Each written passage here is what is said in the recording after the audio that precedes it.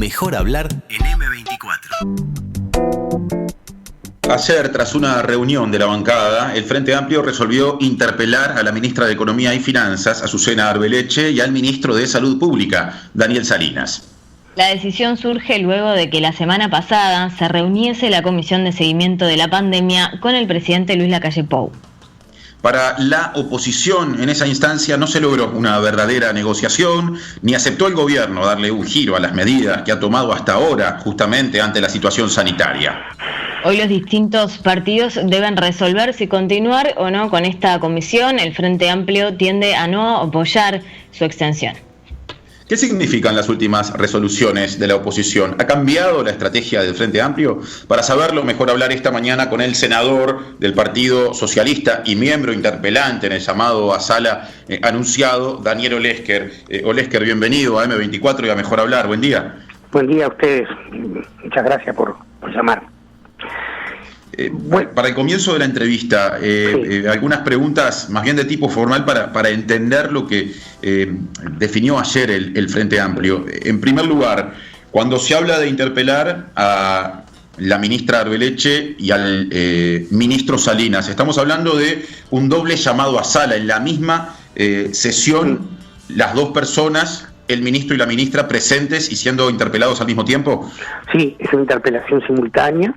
Y el argumento es que, desde nuestro punto de vista, lo que queremos interpelar es la estrategia sanitaria, no la política sanitaria ni la política económica, sino la estrategia sanitaria que suma una política sanitaria, a nuestro juicio, errada, y una política económica en que se sustenta igualmente errada. Entonces, en la medida que no hay una figura del gobierno para interpelar, solo se pueden interpelar ministros, entendimos que lo más adecuado para nuestro cuestionamiento a la estrategia sanitaria, que ha tenido los resultados que son visibles en términos de fallecidos, etcétera, lo mejor era interpelar a estos dos ministros, al de Salud Pública y a la de Economía y Finanzas.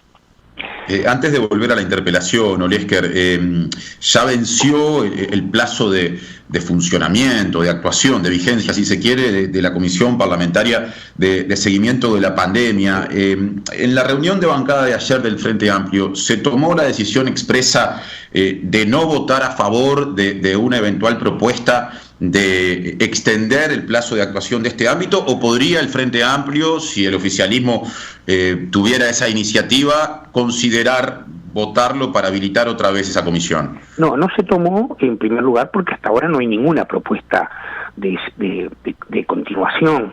Fíjense en que la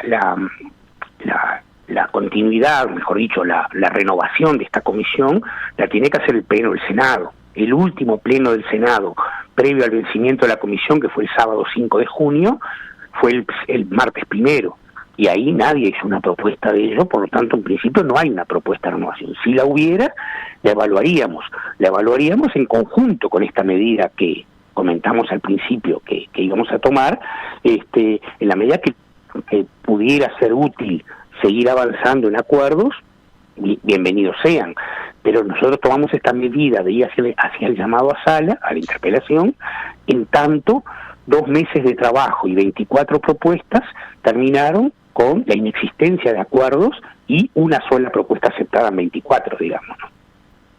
Ya pasaremos al capítulo de las propuestas aceptadas o no por el gobierno.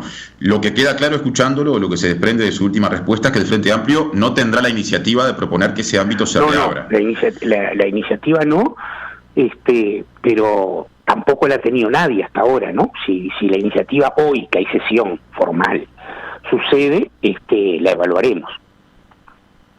Con respecto a las propuestas que en la reunión de la que participó la comisión mientras estaba vigente la semana pasada en torre ejecutiva con el presidente Luis Lacalle Pou, decía, con respecto a las propuestas presentadas por el Frente Amplio, para meternos en un tema que usted recién introducía en el diálogo, la semana pasada, cuando hacía muy poquito había terminado esa reunión, hablamos con el senador del Partido Nacional, Gustavo Penades, que dijo que el Frente Amplio a grandes rasgos había presentado medidas en 3 áreas, movilidad, economía y algo que él definió como área sociolaboral, y que hubo algunas propuestas tenidas en cuenta. Antes de que usted profundice, lo invitamos a escuchar brevemente lo que nos decía Penades al respecto. Las de carácter económico, lo que anunció el presidente era que iba a conversar y estaba trabajando con la ministra de Economía para ver qué viabilidad tenían. Y en la de carácter laboral y social se anunció por lo pronto un aumento en dinero del seguro de paro, la atención de problemas que está empezando a generar con las mujeres embarazadas. Esas podríamos decir que son las medidas, que son más o menos 7 que el presidente anunció que podía haber algún tipo de acuerdo en la reunión de ayer. Usted dijo, si no me equivoco, que simplemente un número muy menor se habían tomado en cuenta. Penades dijo 7. ¿Cómo se explica la diferencia? Bueno, entonces, la verdad que me parece que la cuenta le falla, digamos, ¿no? Pero vamos a decirlo con claridad.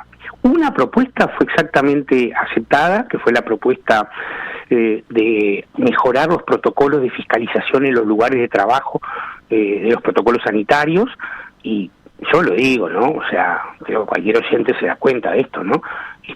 Es aceptar una propuesta de algo que tiene la obligación de hacerlo, ¿no? O sea, no tiene mucho de novedoso esta situación. Después hubo 2 propuestas.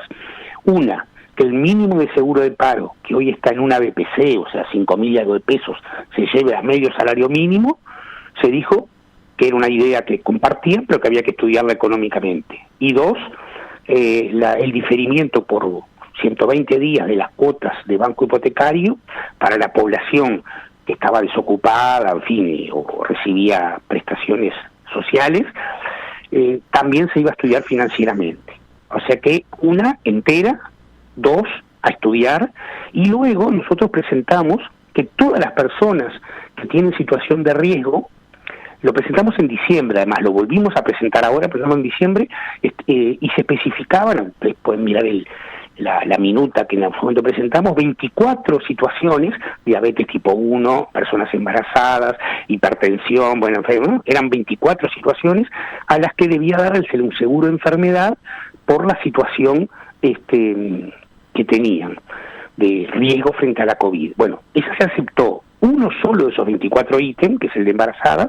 y solo que tuvieran comorbilidades, o sea, ni siquiera para todas las personas embarazadas, lo cual en la situación que está sucediendo con el COVID en embarazadas debería ser casi lógico que fueran todas.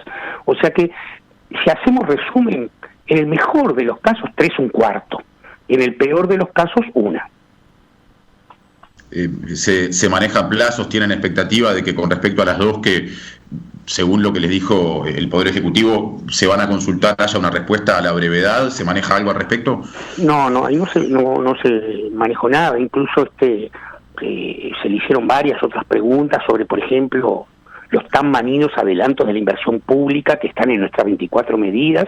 Esto no solo lo hicimos nosotros, lo hizo el Partido Colorado, ya que una de las 5 propuestas del Partido Colorado, yo diría la más importante, es el adelanto de inversión pública, y siempre se dijo, esto está a estudio. O sea, en realidad, la salida de la reunión sobre medidas concretas, no hubo nada. Y por otro lado, también la reunión hay que mirarla no solo en lo cuantitativo. En este caso lo cuantitativo es abrumador, ¿no? 3 en 24 es nada. Pero también lo cualitativo, porque nosotros creemos que las medidas estas 24 medidas, estaban agrupadas en plazos. Había medidas ultra urgentes, medidas urgentes y medidas un poquito menos urgentes. En el primer bloque estaba la reducción de la movilidad con su contraprestación económica total y el seguro de salud para las personas con comorbilidades. Yo digo que ese trío formaba parte de la esencia de la propuesta en relación al objetivo que tenía esta comisión de seguimiento, que era enfrentar la pandemia. No solo durante los 2 meses que funcionó, la pandemia no fue enfrentada, sino que, y ese es el kit de nuestro llamado a sala, incrementó la circulación del virus, incrementó los casos nuevos, incrementaron los fallecidos.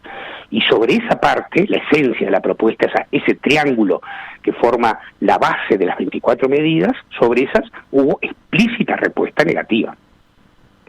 Pasando al llamado a sala, ya que usted recién manifestaba cuál es el kit de la cuestión, en este énfasis en lo que usted definió al comienzo de la entrevista como estrategia sanitaria, ¿cuáles entiende que son las responsabilidades que le caben a la ministra Arbeleche, que es una de las 2 personas convocadas? Bueno, la estrategia sanitaria para enfrentar la pandemia, como dije, hoy se componía de 3 grandes pilares. Un pilar era la reducción de la movilidad, otro pilar era la contraprestación económica parcial o total, según el caso, para todas aquellas personas impactadas por la situación de la pandemia, tanto la reducción de la movilidad como la situación en general, ¿no? Y una protección sanitaria a través de un seguro de enfermedad para todas las personas con alto riesgo de tener situación más grave en caso de contagiarse, o sea, lo de las comorbilidades que hablábamos hoy. Está claro, digamos, que de estas tres, la del medio, digamos, ¿no? Una política económica que otorgó contraprestaciones, que si las miramos, que si las miramos en términos unitarios, da más o menos unos 700, 800 pesos por mes y por persona de aquellas impactadas por la pandemia, y que en el caso de las micro, pequeñas y medianas empresas significó aportes muy pequeños, algunas exoneraciones de aportes patronales durante un tiempo, luego sacar todo ex post, además, o sea, hay una responsabilidad de no prever las consecuencias de la política pública en materia de protección económica y social, digamos, ¿no? Ahora, Olesker, en general desde el gobierno lo que se dice es, se actúa así porque no se sabe hasta cuándo va a durar esto, y entonces no se puede correr el riesgo de invertir más, digamos, sin saber si acaso esto no termina durando o extendiéndose quién sabe cuánto tiempo, muchos meses o eventualmente años. ¿Le parece una respuesta adecuada? No me parece adecuada ni ayer ni hoy. Ayer me refiero en genérico, ¿no? Hoy, porque hoy ya hay una perspectiva, el propio gobierno ha asumido que hay una perspectiva de retorno a la movilidad, más aún, ha tomado medidas en algunos sectores que muestran que su camino es una relativa progresión hacia la movilidad. O sea que hoy hay un plazo claro, las vacunas se están desarrollando, o sea que hoy no me parece un argumento, pero tampoco me parece un argumento ayer, porque cuando la crisis viene, lo que hay que hacer es una respuesta rápida, como hicieron la mayor parte de los países. ¿Cuánto hubiera costado? Vamos a suponer que en abril se hubiera tomado el ingreso básico para estos sectores de emergencia de abril a diciembre, y no por 4 meses como lo habíamos propuesto nosotros, sino que efectivamente era por 8 meses, ¿no? O sea, por todo el resto del año.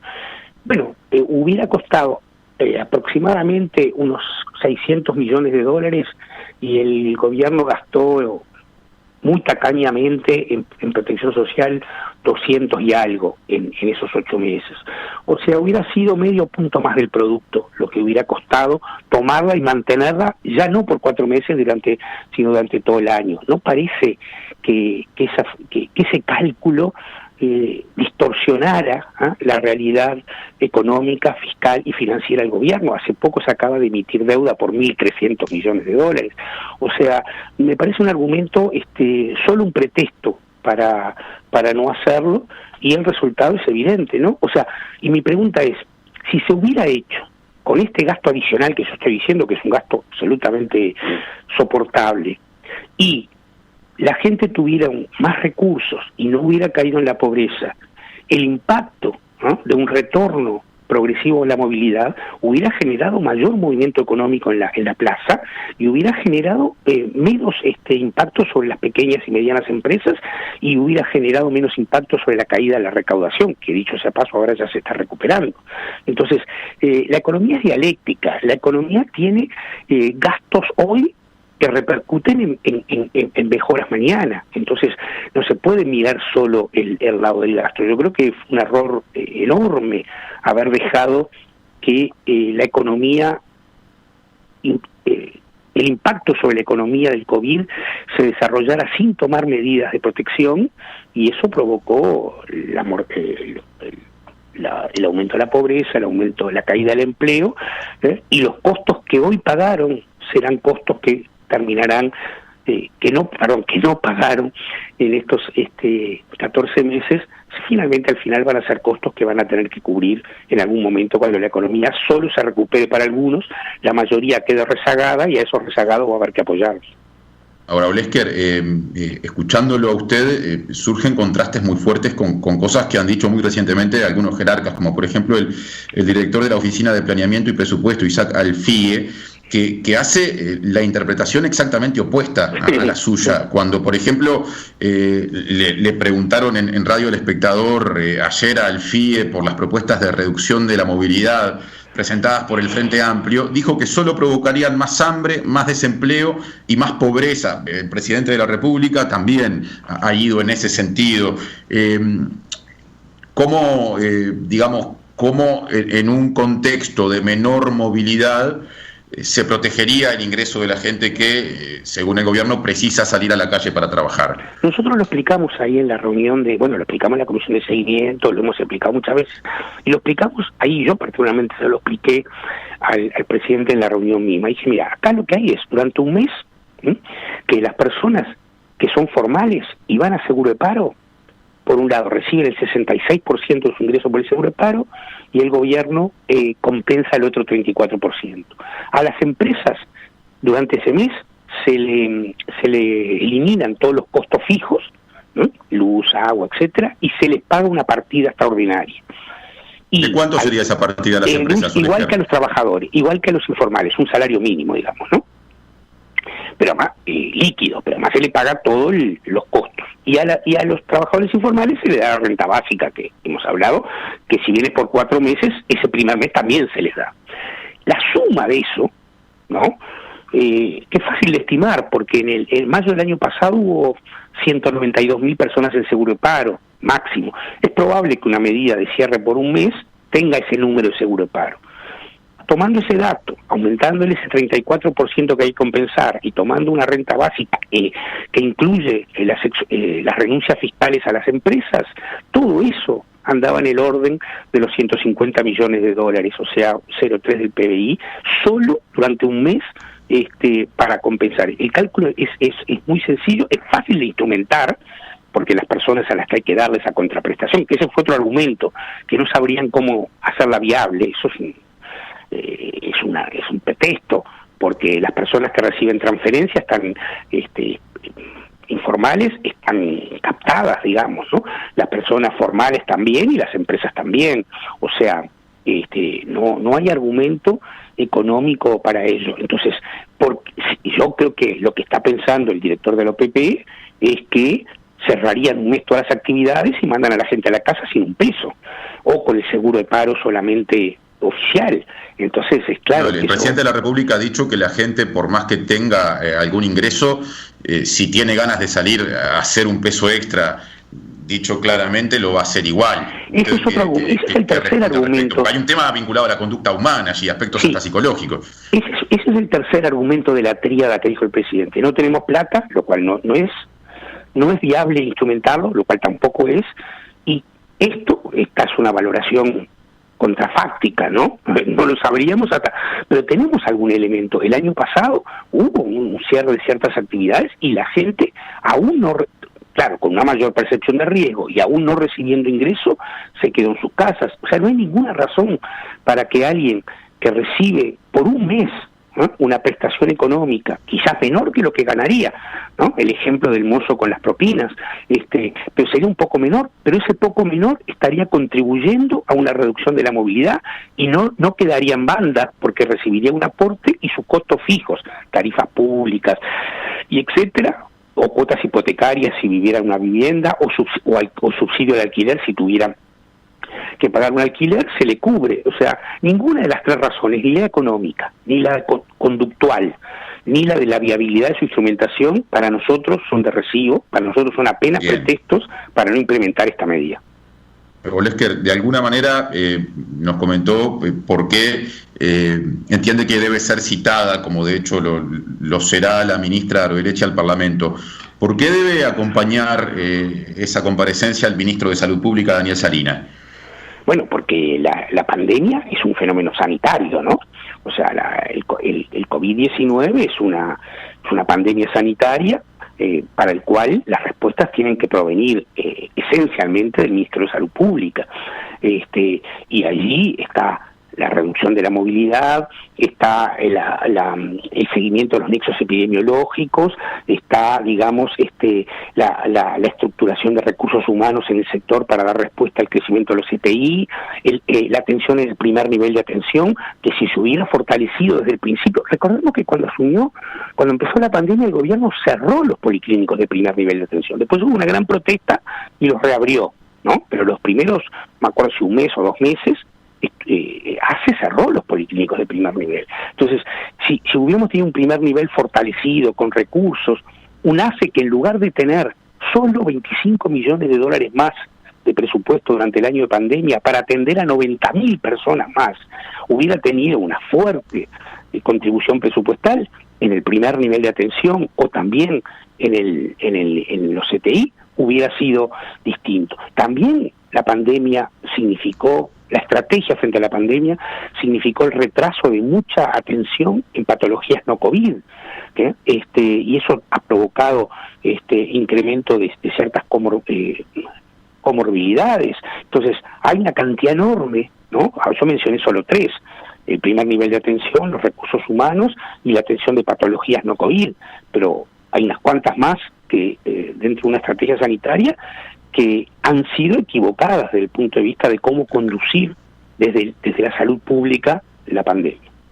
¿Y qué hay que decir de la vacunación? Porque en general, desde el gobierno, cuando se defiende la gestión sanitaria, se dicen cosas como la que, por ejemplo, dijo el presidente Luis Lacalle Pou la semana pasada en Subrayado, cuando se refirió a que había más de 1 millón de personas que ya habían recibido la segunda dosis de su respectiva vacuna, y con la ampliación de la población que puede ser vacunada a través de la franja de 12 a 18 años, eso alcanzaría en breve un universo máximo, un techo, digamos, de 2 millones de personas. ¿Va a haber algún tipo de puntualización con respecto al plan de vacunación? Bueno, primera respuesta: condición necesaria pero no suficiente. O sea, no alcanza solo con la estrategia de vacunación. Este es lo primero. ¿Por qué? Porque hay un retraso, ¿no? Un delay, llaman los investigadores que están trabajando estos temas en otras partes del mundo. Es decir, la vacunación es un proceso aritmético en donde la curva de inmunizados crece de a 1, mientras que la curva de los contagios es una progresión geométrica, si cada persona contagia más de 1. Entonces, para que estas curvas se corten, hay un tiempo, digamos, ¿no? Entonces, en ese tiempo es clave las medidas de protección, y es clave por 2 razones. Es clave, y esto lo han dicho ya muchos investigadores, es clave, primero, para que el proceso de transición tenga el menor costo en materia de fallecidos, de contagiados, ¿no? Y no el que está teniendo. Y segundo, porque durante el proceso de vacunación se corre el riesgo de transmisión de nuevas cepas, y por lo tanto es muy importante que durante la transición de la vacunación operen medidas sanitarias fuertes de protección a los ciudadanos en materia de movilidad, digamos, ¿no? Entonces, condición necesaria, pero no suficiente. Estamos cerrando el primer bloque de la entrevista, Olesker. Lo invitamos a que nos aguarde brevemente mientras hacemos una pausa y conversa después de otros asuntos con Mariana Abreu. Correcto. Seguimos en entrevista con el senador del Frente Amplio, Daniel Olesker. Es mi turno de saludarlo. Olesker, bienvenido. ¿Qué tal? ¿Cómo está, Mariana? Todo bien. Olesker, me toca consultarle por la suba de los combustibles. ¿Qué considera el Frente Amplio con respecto a este aumento? ¿Podría haberse evitado esta suba que promedia el 12%? Bueno, de verdad que sí, que podría haberse evitado. Yo ahora miraba justo de mañana temprano, puse a mirar los números. Estamos hablando de la segunda suba de combustibles en el año. Estamos hablando de una suba que tiene un efecto importante sobre los ingresos de los hogares y también sobre los ingresos del sector productivo, que usa gasoil permanentemente, no solamente durante la zafra de los meses anteriores, donde la soja tuvo la posibilidad de de utilizarlo sin el aumento, o sea, se transfirió el aumento y fue beneficiado ese sector, pero en líneas generales, tanto el sector empresarial como el sector trabajador va a ser afectado por esto. Estamos hablando de una suba acumulada que está muy por encima de la suba de los ingresos, tanto de los hogares como de las empresas, digamos, ¿no? Entonces, creemos que tiene un contenido fuertemente fiscal, ¿no? Claramente. Recordemos que en los productos de combustible, sobre todo en el caso de la nafta, el IMESI pesa mucho, y en el caso de gasoil, el IVA, digamos, ¿no? Son dos elementos de recaudación fuertes que incrementan, ¿no?, de manera importante con este aumento. O sea, parece ser una respuesta más fiscal en un contexto en el cual la situación económica de quienes van a tener que pagar esos aumentos no solo no ha sido contemplada, sino que hay un deterioro muy importante de los ingresos medios de los hogares, ¿no? Pero el gobierno plantea que solo se tuvo en cuenta la evolución del crudo y no los sobrecostos de ANCAP, que si se hubieran atendido también estas variables, la nafta debió haber subido más de un 12%, el 17% dijo la ministra, y el gasoil un 19%. ¿Qué opina respecto a estos conceptos? Opino que quizás esos números sean así, no sé, yo no tengo los elementos para ese análisis. Yo lo que estoy tratando de decir es que analizo el precio de los combustibles desde la perspectiva de su oportunidad, digamos, ¿no? O sea, obviamente, si uno tiene aumento de costos, no aumentarlo significa asumir esos costos, y yo creo que era necesario asumir esos costos y no trasladárselos a los ciudadanos, digamos, ¿no? Como se hizo hace 2 meses para no trasladarles aumento de costos a la producción de soja, yo creo que ahora debería haberse tomado esa misma decisión, no trasladándose a los hogares un aumento que el fisco podría absorber en este contexto de crisis pandémica, ¿no? Esa es mi opinión. Ahora, la propia empresa estatal, ANCAP, pidió un aumento para justamente que no se desfinancie ANCAP, ¿no? Un aumento superior al que aplicó el gobierno. O sea, ¿es posible evitar la suba de combustibles y al mismo tiempo no desfinanciar ANCAP? Sí, es posible, a través del subsidio fiscal del gobierno, ¿no? O sea, ¿cómo bancó ANCAP estos 2 meses que se trasladó el aumento? Repito, básicamente para subsidiar la actividad sojera que tenía la zafra y va a tener un impacto fuerte en los combustibles, con fondos fiscales, digamos, ¿no? O sea, los fondos, el Estado es uno solo, ¿no? Y el Estado toma decisiones. Entonces, si el Estado dice, bueno, muy bien, de esta nafta tiene un 40 y pico por ciento de cobro por IMESI, yo subsidio esa cantidad que debería aumentar con fondos fiscales. No es una cifra descabellada y es posible hacerlo para proteger a los hogares en este contexto. Estamos además ante el advenimiento de un nuevo Consejo Salario. Por lo menos yo esperaría saber qué va a pasar con los salarios de los trabajadores a partir de julio. Esperemos que no sea aumento cero, como hemos escuchado que se plantea. Entonces, a partir de julio puede haber una mejora en los ingresos si es que efectivamente los consejos salarios producen un resultado positivo, esperemos que así sea, y entonces después puedo evaluar la situación. ¿Por qué se esperó a la zafra de la soja y no se espera una mejora de los ingresos de los trabajadores? No hay razón para esta diferencia. Hablando de cómo impactan en la clase trabajadora, desde el gobierno se viene planteando, precisamente desde el Ministerio de Industria, sobre la necesidad de revisar el subsidio al supergas, en vez de aplicarlo de forma genérica, focalizarlo en los sectores vulnerables. Desde el Ministerio de Industria se dice que llega a sectores que no lo necesitan de esta otra forma. ¿Le parece un camino viable que podría estar bien? Bueno, depende de qué consideremos los sectores vulnerables, ¿no?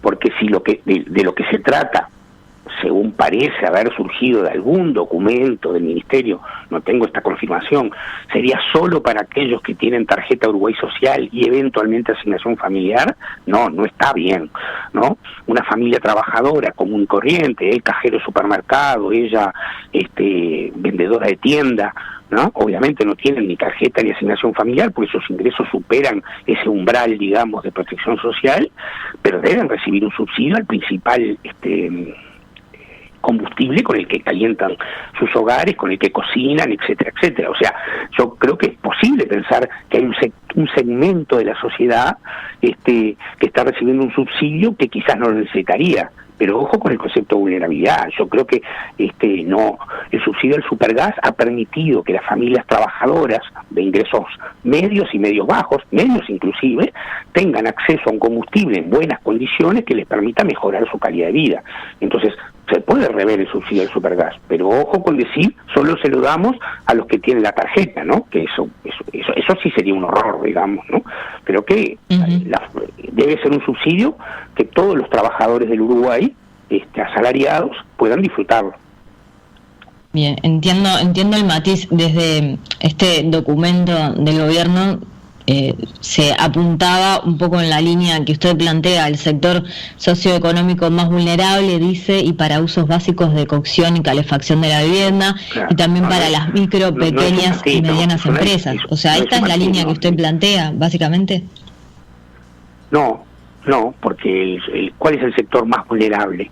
No, te repito el ejemplo que yo ponía, un trabajador medio de ingresos que está por encima de la línea de la pobreza, o sea, serían todos los que están por debajo de la línea de la pobreza, es un error.